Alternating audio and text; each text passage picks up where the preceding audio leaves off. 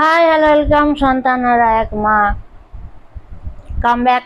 প্রথমটা আমি ছেড়ে দিয়েছি যে আমার সন্তানদের আমি কি করে ভালোবাসা দিয়ে তৈরি করেছি।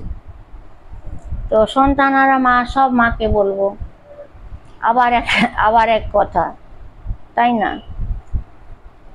মাদের কোনো কথা শেষ হয় না। এটাই হচ্ছে খুব ডিফিকাল্ট একটা পার্ট।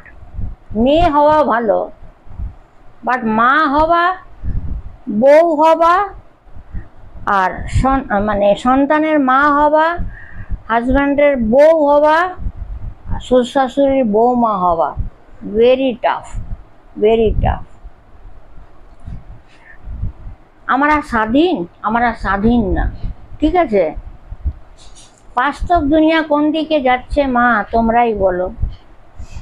তাই আমার মনে পড়ে, তোমাদের বলেছিলাম যে যিশু পিতার সবকিছু অ্যারেঞ্জমেন্ট আমার মেয়েই করেছিল। প্রথম যখন রেগে গেছিলাম ঠাকুর কিছু করছে না, এত পুজো পাঠ হোম টোম, এখন আমি ঘেন্না করি। যদি আমাকে মেরেও দেয়, মরেও যাই, আমার কোনো দুঃখ হবে না, আমি হাসতে হাসতে মরে যাব। আর এখন ওরকমই দিন গুনি, যেন আমি যত জলদি পারি যেন চলে যাই। তার কারণ কি জানেন? আমি এক নারী, কারুর মা, কারুর মেয়ে, কারুর স্ত্রী, কারুর বৌমা, এই চারটে উঠালাম। একটা ফ্যামিলিকে টিকিয়ে রাখা খুব কষ্টকর কথা। আর মেয়েরা যারা ছোট থেকে স্ট্রাগল করে লাইফটাকে তৈরি করে না, তারাই বলে যাতে যত জলদি চলে যেতে পারবো অত ভালো, তাই না? কেন বলছি? নিজের পায়ে নিজের কুড়ু মারা। এক এক করে বলছি। আমি যখন ক্লাসিক্যাল এমএ পাস করলাম, গোল্ড মেডেলিস্ট, আমি এলাহাবাদে আমাকে মেডেল দিয়েছে, ওখান থেকে আসতে হয়েছে। আমি first year, second year, third year, fourth year, fifth year, sixth ইয়ার সব ডাবল ডিক্টেশনে পাস করেছি। আর যখন এমএ পাস করব, মানে পরীক্ষা দেব, আমাকে অ্যালাউ করেনি। 18 বছর বয়স হওয়া চাই, মাধ্যমিক পাস হওয়া চাই। আর তখন আমি মাত্র ক্লাস 9-এ পড়ছি। আমার দাদু অমিয় প্রকাশ ঘোষ, রাঁচিতে এখনো রাঁচিতে 4টে স্কুল চলছে। আমার দাদু স্পেশাল অর্ডার নিয়েছিল, কেন কি আমার দাদু সব থেকে বড় জাজ ছিলেন। তো যাই হোক, গান এমএ পাস করে গেলাম, বললো ওখানে ডক্টরটা বসাতে, এখনো বসাই না, হলো। তারপরে আর এগালাম না। তারপরে বায়োলজি করাতে শুরু করলো, তবে আজকে সবকিছু তোমাদের বলতে পারছি। এখানেও একটা মিসগাইড করলাম। একটা যদি অফিস করে বসে যেতাম, অনেক দূর যেতাম। এই এক এক করে বিউটি পার্লারের কাজ শিখলাম, যদি করে নিতাম ওইটাকেও স্যাক্রিফাইস, এগুলোকে স্যাক্রিফাইস করে দিতে হয়। গান করেছি ঠিক, বসে আছি, আর গানের কোনো বয়স লাগে না, চাইলে আমি আজকেও উঠে গান করতে পারি। কিন্তু এই যে নারী, কেন বললাম, অনেক কিছু স্যাক্রিফাইস করে দিতে হয়। এটা হবে না, শ্বশুর বাড়ি, চুল কাটা যাবে না, নাপিত হয়ে যাবে, গান করবে না, রাস্তার নাচনেওয়ালি বলবে। এই মেয়েদের এখানেই সমস্যা। আর আমিও এসে পড়লাম গাড্ডায়। এইবারে আমি বলি, যখন আমি গরিবদের দান করতাম সমাজকে, তখন আমার মেয়ে ছেলে হাজবেন্ড বলতো, তুমি দান করে তুমি লাভটা কি পাচ্ছ? তুমি কি জানো তোমার পিঠ পেছনে তোমাকে কি বলা হয়? কে বললো? না আমার মেয়ে, আমার ছেলে। তুমি একটা এমন মা, তোমাকে যদি কেউ এক গ্লাস জল এনে দেয় না, তুমি তার কবজায় হয়ে তাকে সব দিয়ে দেবে। ছেলে বলল, মেয়ে বলল, তোমাকে কি সারাদিনে 5 কাপ চা দিচ্ছে, তুমি তার পরে হয়ে গেলে। নিজের আলমারির জিনিস দিয়ে দিচ্ছ, গয়নাগাটি দিয়ে দিচ্ছ, কেন? এটা বলতো, তাও কেয়ার করতাম না। কিন্তু এখন মনে হয় ছেলে মেয়েই বেস্ট ছিল। তার একটাই কারণ, আমি ভাবলাম ছেলে মেয়েরা বলে, সমাজের নামে বলে যে সমাজের গরিবদের কেন দান করছো? করো, দেখে করো, মানা করেনি।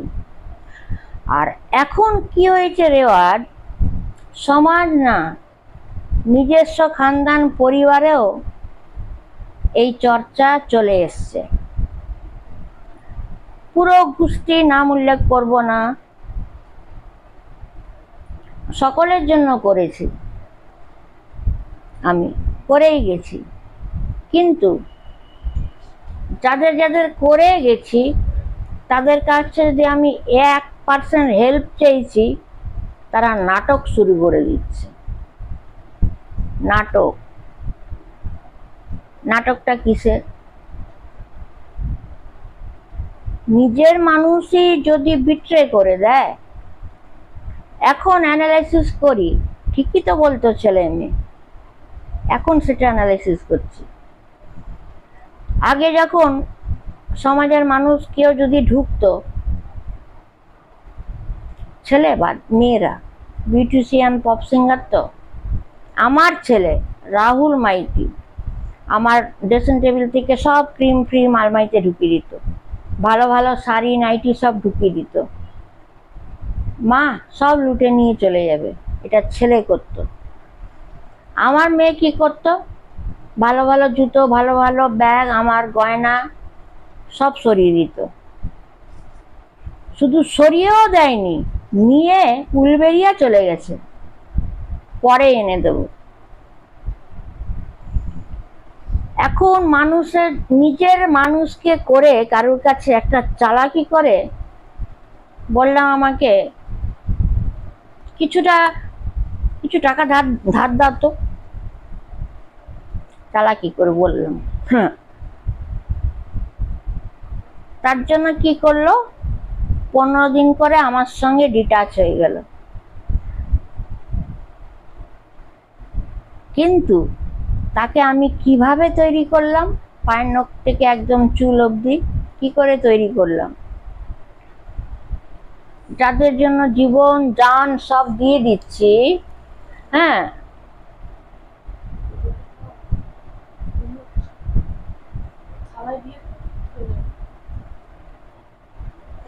আর বলার সময় এসে দাঁড়াবে, এটা তো আমাদের স্বভাব ভঙ্গ করা। তো যাই হোক, এক সাপোজ আমি চাইলাম, সে কি চাইছে, সব কিছু আমি করব। আমার তো বিয়ে হয়ে গেছে, পাবোটা কোথায়? একটা এক্সাম্পল দিই, ভাবুন, আমার বড় ভাইকে দিয়ে উদাহরণ দিচ্ছি। আমার বড় ভাই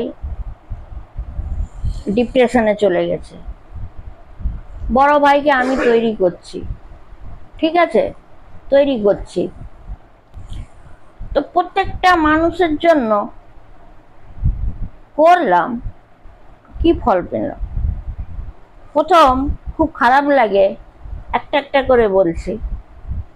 একটা বিয়ে বাড়িতে গেছি, সকাল থেকে না খেয়ে শ্বশুর বাড়ির জিনিস তত্ত্ব নিয়ে গেছি, গোল্ড সিলভার সব নিয়ে গেছি। সব কোটিপতি, সেটা ছেলের বাড়ি হোক বা মেয়ে বাড়ি হোক, পুরো পরিবারের জন্য শাড়ি এনেছে, বদমাশি করে আমাকে শাড়িটা দিল না। বাবুন, একবার না, এটা দুবার। কেন? আমি কম সোনা দিয়েছি বলে? কম দামে?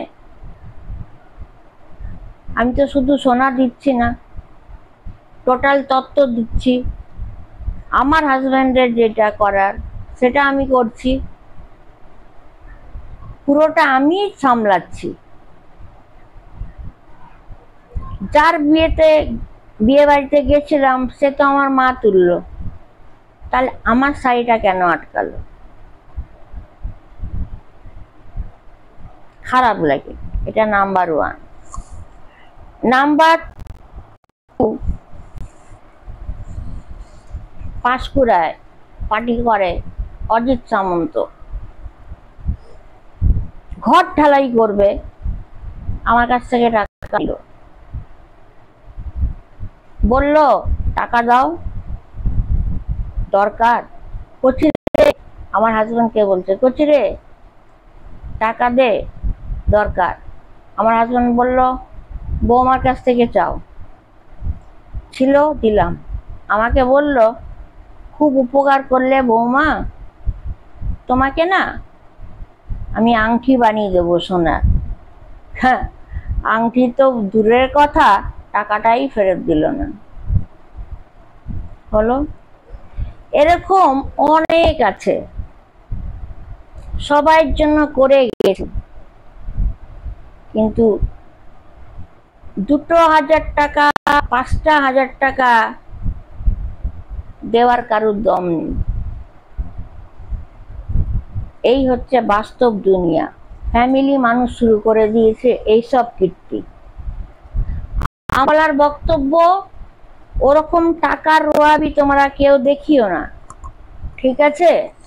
ওখানেই দেখাও যেখানে তোমরা দেবে না। এটা তো বেটার আমার হাজব্যান্ড, আমার হাজব্যান্ডের যা ইনকাম আমি ওর মধ্যেই সকলকে দান করছি, সকলকে দিচ্ছি, সব কিছু হেল্প করছি, তাহলে আমার দামটা বেশি। আর যারা বলছে একদম কোটিপতি ছুঁয়ে গেছে, তাদের দম নেই এই সোমা মাইতিকে 10-15 টাকা দিই। নেবার অনেকে আছে, অনেক আছে। আমি ইচ্ছে করে থ্রো করে করে দেখেছি, আমি নেব না, আমি খালি ঢিল মারলাম যে আমি যে একে তৈরি করলাম, এবারে ঢিলটা মেরে দেখি তো, তবে তো আমি রেজাল্টটা পাবো। তখনই রেজাল্ট পেয়ে গেলাম যে আমার তৈরি করাটা পুরো জলে ভেসে গেল, এটা মনে হয়। এখন বাস্তব দুনিয়ার থেকে নিজের মানুষরা বেশি ঠকবার। আরে বাবা, তোমার দম নেই তো বড় বড় বুলি মারছো কেন? বিশাল বিশাল বুলি করে দেখাও না। টাকা আছো তো দান করো না, সঙ্গে করে কি নিয়ে যাবে? এতটা স্ট্রাগল লাইফে টাকা আমার নিজেরই যখন খুব স্ট্রাগল